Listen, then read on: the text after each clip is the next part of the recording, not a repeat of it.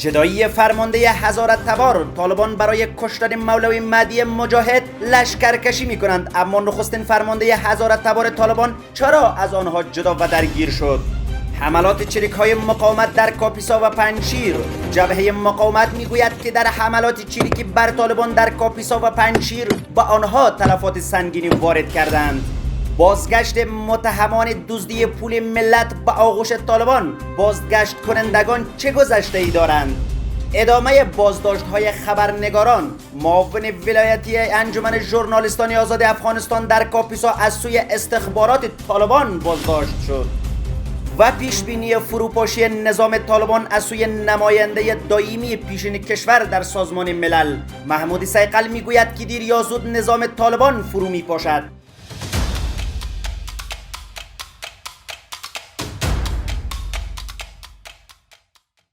با درود و وقتتان بخیر. به سرویس خبری این ساعت از آماج نیوز خوش آمدید. با گذشت بیشتر از 9 ماه از تسلط طالبان بر افغانستان، اختلافات میان گروهی بر سر تقسیم قدرت و چگونگی حضور اقوام در بدنه حکومت طالبان افزایش یافته است. و تازگی مولوی مهدی تنها فرمانده هزاره تبار طالبان به دلیل عدم حضور هزارها و شیعیان در حکومت آنان از صفوف طالبان جدا شده است. همچنان منابع به آماج میگویند که او به دلیل حمایت سریعش از حق تحصیل دختران بالاتر از صنف ششم نیز بازنشسته شده است. طالبان کوشیدند که با استفاده از مهدی مجاهد روابط خود را با قوم هزاره و شیعیان نزدیک کنند، اما حالا این فرمانده از صفوف طالبان کنار رفته و ارتباطش با رهبران طالبان را قطع کرده است. در روزهای اخیر مقامهای ارشد طالبان برای حل اختلافها بارها هیئتی را به ولسوالی بلخاب سرپل فرستادند، اما منابع میگویند هیئت‌های اعزامی طالبان هر بار بدون نتیجه به کابل برگشته است. منابع میگویند هیئت طالبان از مولوی مهدی خواسته است از مسلح کردن افراد بیشتر خودداری و ولسوالی بلخاب را ترک کند. به گفته این منابع مولوی مهدی در دیدار با هیئت طالبان خواستهای بزرگی مطرح کرده و گفته است او باید نماینده هزارها و شیعیان در حکومت طالبان باشد و طالبان نیز باید مذهب شیعه را به رسمیت بشناسد و هزارها در حکومت سهم داشته باشد. به گفته منابع سمت پیشنهادی معاونت وزارت شهرسازی نیز از سوی مولوی مهدی هزاره رد شده است. از سوی هم یکی از افراد نزدیک به مولوی مهدی در جمعیت طالبان در بلخاب میگوید هزارها اکنون در هیچ جای افغانستان احساس امنیت نمی کنند.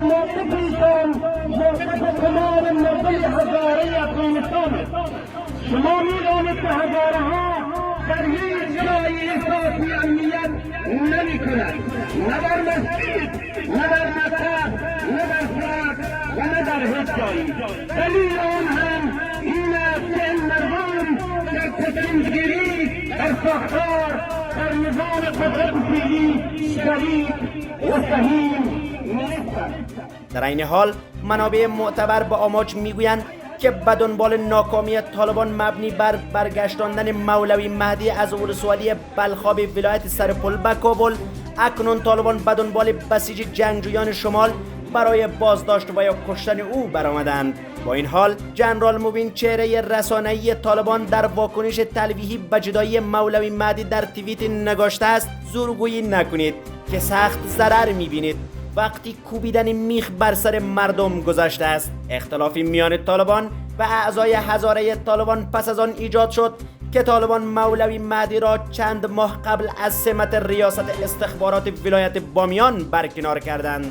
به گفته منابع مولوی مهدی حدود 500 فرد مسلح دارد. در حال حاضر تنها یک هزاره در سمت معاونت وزارت اقتصاد طالبان کار می کند و هیچ هزاره و شیعه افغانستان در سمت‌های بلند حکومت طالبان حضور ندارند. مهدی مجاهد از سوی نیروهای امنیتی و حکومت پیشین به اتهام آدم ربایی بازداشت و به 14 سال زندان محکوم شده بود. این فرمانده 7 سال به زندان بود و بعد از آزادی از زندان در پی انتقامگیری برآمد، اما با پادرمیانی محمد محقق رهبر حزب وحدت اسلامی مردم افغانستان که در ولسوالی بلخاب نفوذ زیادی دارد آشتی کردند، اما بار دیگری او با نیروهای امنیتی پیشین و نیروهای محقق درگیر شد. درگیری‌های مسلحانه مهدی مجاهد با نیروهای محمد محقق و نیروهای امنیتی حکومت پیشین توجه طالبان را جلب کرد. مهدی مجاهد برای دست یافتن به معدن زغال سنگ با طالبان در سرپل بیعت کرد و از این گروه سلاح و مهمات گرفت. سپس برای این گروه سربازگیری را در این ولایت آغاز کرد. طالبان با استفاده از تنش‌ها مهدی را حمایت کردند. این تنها فرمانده هزارت تبار طالبان در شمال کشور بود و از طریق اخاذی موترهای باربری زغال سنگ و استخراج معدن آن منابع اقتصادی خود و طالبان را تقویت کرد. پس از تسلط طالبان بر افغانستان، مهدی به نام مولوی مهدی مجاهد مشهور شد. او که علیه حکومت پیشین در ولایت سرپل می جنگید، در سال 1399 به حیث ولسوال نامنهاد این گروه برای بلخاب ولایت سرپل گماشته شد. با به قدرت رسیدن طالبان، مجاهد به حیث رئیس استخبارات طالبان برای ولایت بامیان گماشته شد و بعد از گذشت 5 ماه برکنار شد. جبهه مقاومت ملی مدعی شده است که بیش از 15 طالب در نتیجه عملیات نیروهای این جبهه در پنجشیر کشته شدند. علی میثمی نظری، مسئول روابط خارجی جبهه مقاومت، با نشر توییت نگاشته است که در نتیجه عملیات نیروهای این جبهه در حصارک، تاواخ و آبدره پنجشیر بیش از 15 طالب کشته شدند. همچنان منابع به آماج میگویند که نیروهای جبهه مقاومت شب گذشته در ولایت کاپیسا بر یک پاسگاه طالبان در منطقه کولالان مربوط به ولسوالی حیصه اول کوهستان این ولایت حمله کرده و به طالبان تلفات وارد کردند. با گفته آنان، طالبان پس از این حمله بر پاسگاهشان مکتب‌های نسوان اشترگرام متوسطه نمبر 1 عبدالباقی شهید و لیسه غازی میر مسجدی خان که در نزدیکی این پاسگاه قرار دارد را بستند و تا اکنون نزدیک به 30 نفر از باشندگان محل را بازداشت و با خود بردند. منابع می‌افزایند که در این حمله 4 طالب کشته شدند. از سوی هم منابع محلی میگویند که طالبان اطراف پاسگاهشان را که خانه یکی از جنرالان پیشین به نام علیم کوهستانی بوده و اکنون قرارگاه وزارت دفاع طالبان است را شستشو کرده و تلفات وارده را پنهان می‌کنند. این در حالی است که تحریک‌های جبهه ضد طالبان در شمال کشور افزایش یافته است. پیش از این روز گذشته جبهه آزادی در اعلامیه‌ای گفته بود که 11 طالب در پی درگیری با نیروهای این جبهه در ولایت بغلان کشته و زخمی شدند. طالبان تا اکنون در این حمله ها چیزی نگفتند. برگشت مقام‌های حکومت پیشین و همسو با طالبان که متهم به اختلاس، حیف و میل و دزدی پول ملت هستند به افغانستان جریان دارد. چهره‌های چون فاروق وردک، وزیر پیشین معارف و وزیر دولت در امور پارلمانی، امان الله غالب، رئیس پیشین شرکت برق رسانی کشور برشنا، صدیق چکری، وزیر حج و اوقاف در حکومت پیشین، دولت وزیری، سخنگوی پیشین ارتش و انور کوهستانی، رئیس پیشین کوپراتیو پلیس وزارت داخله تا اکنون با آغوش طالبان برگشتند. صبح امروز کمیسیون تماس طالبان با شخصیت‌های افغان از بازگشت محمد صدیق چکری، وزیر حج و اوقاف در حکومت پیشین خبر دادند. آقای چکری سالها قبل به دلیل اتهام فساد اداری از پل حجاج از افغانستان خارج و به بریتانیا رفت. گفتنی است زمانی که او کابل را به مقصد بریتانیا ترک کرد، حکومت پیشین افغانستان خواستار بازداشت او از طریق پلیس انترپل شده و حکم زندان بر او همچنان صادر شده بود. برگشت او با واکنش‌های روزنامه‌نگاران و فعالان رسانه‌ای روبرو شده است. مختار وفایی، روزنامه‌نگار، در واکنش به بازگشت او نگاشته است صدیق چکری دزد پول حجاج در آستانه مراسم سالانه حج از لندن به کابل رفت و با طالبان بیعت کرد. از سوی هم در تازه‌ترین مورد انور کوهستانی، رئیس کوپراتیو پلیس وزارت امور داخله در حکومت پیشین نیز به کشور دوباره برگشته است. او که نیز به جرم اختلاس حدود 100 میلیون افغانی از سوی پلیس جرایم سنگین وزارت داخله پیشین بازداشت شده بود، پس از گذشت چند روز بدون دلیل دوباره آزاد شد. آقای کوهستانی همچنان زیر نظر اداره بازرس ویژه ایالات متحده آمریکا برای بازسازی افغانستان سیگار قرار داشت. در ادامه بازگشت‌های این متهمان، امان الله غالب رئیس پیشین شرکت برشنا که متهم آیفون میل بیش از 3 میلیارد دلار است، هفته گذشته به افغانستان برگشت. در یک گزارش که از سوی کمیته مستقل مشترک نظارت و ارزیابی مبارزه علیه فساد اداری در نظام جمهوریت نشر شده آمده بود از مبلغ 4 میلیارد دلاری که جامعه جهانی از سال 2002 تا آن زمان به بخش انرژی افغانستان کمک کرده،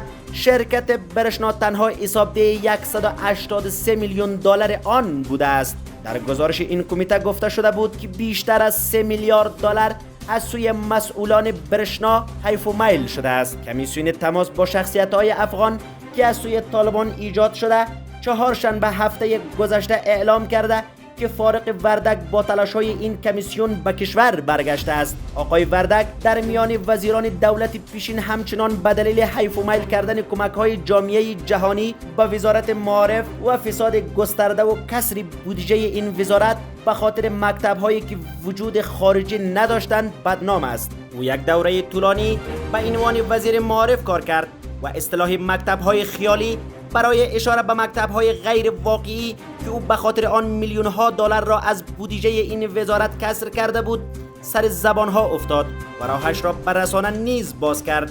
بشیر احمد قاسانی خبرنگار در پیوند به بازگشت این چهره‌ها به کشور در توییت نگاشته است تا اکنون هرچه مقام دوسیه‌دار است به طالبان بیعت کرده است.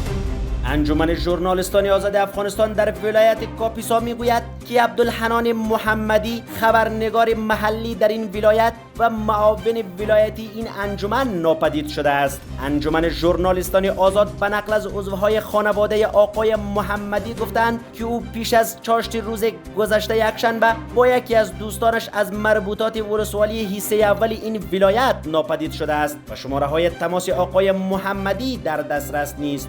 در این حال اسحاق محمدی برادر این خبرنگار به رسانه‌ها میگوید که عبدالحنان محمدی از سوی استخبارات طالبان بازداشت شده است و از طالبان میخواهد که برادرش را آزاد کنند. برادر من از دیروز ساعت 11 بجه ناپدید شده بود. ما اطلاع از این نداشتیم که کجا است، چه میکنه. خبر نداشتیم. باز حال بر ما اطلاع دادن که امارات اسلامی استخبارات کاپیسا اینا را گرفته است.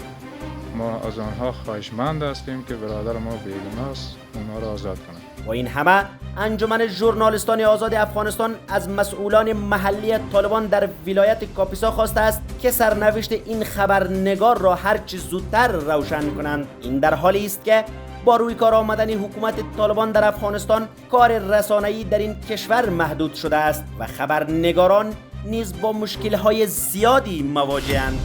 محمود سیقل نماینده دائمی پیشین کشور در سازمان ملل میگوید که افغانستان جولانگاه تروریسم جهانی شده است. آقای سیقل با اشاره به کشتار، شکنجه، تصفیه قومی و کوچهای اجبار غیر نظامیان از سوی طالبان آنان را متهم به ارتکاب جنایت جنگی و جنایت علیه بشریت کرده است. نماینده دائمی پیشین افغانستان در سازمان ملل در توییترش نگاشته است طالبان هر گونه ادعای ناامنی را رد می کند و بالای اکثر مخالفین به دروغ تاپه داعش میزنند. او هشدار داده افزوده است ادامه حالت فعلی دیر یا زود به فروپاشی نظامی طالبان می انجامد، همانطوری که قشون دیگر اشغالگران و زورگویان تاریخ از هم پاشید. نماینده پیشین کشور در سازمان ملل بار دیگر تاکید کرد که طالبان باید به ایجاد حکومت همشمول تن دهند. او اضافه کرده است قبل از خونریزی و فروپاشی بیشتر و اضمحلال خودشان طالبان بهتر است به آتش بس و مذاکرات صادقانه در چوکات یک نشست ملی به اشتراک همه جریان‌های نظامی، سیاسی و مدنی تن دهند و بقای خود صحت و سلامت کشور و مردم رنج دیده را تضمین کنند.